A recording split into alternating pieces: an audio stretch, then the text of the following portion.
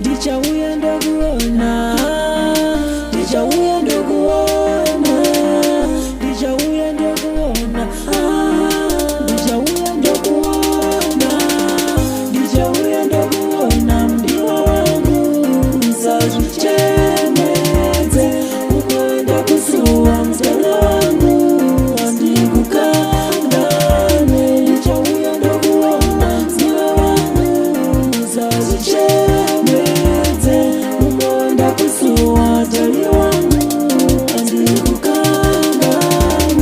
Ndiwe mwanasikana wandodisisa, nekuti zvinhu zvangu zvese unozvinzwisisa, saka handife ini ndakakutambisa. Terera bebi, ini ndichikupromisa, ndiwe uri pakati pemoyo, safriman ini ndoti woyo. Baby girl wandidi kukushaya, every minute kungokukaya.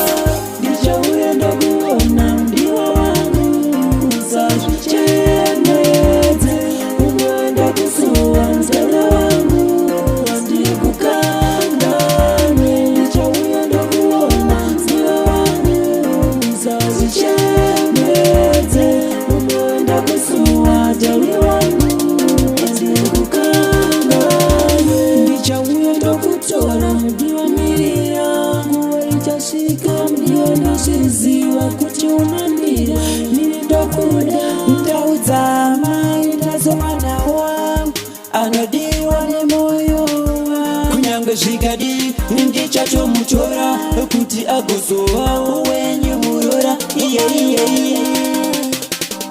Ndichauya ndokuona,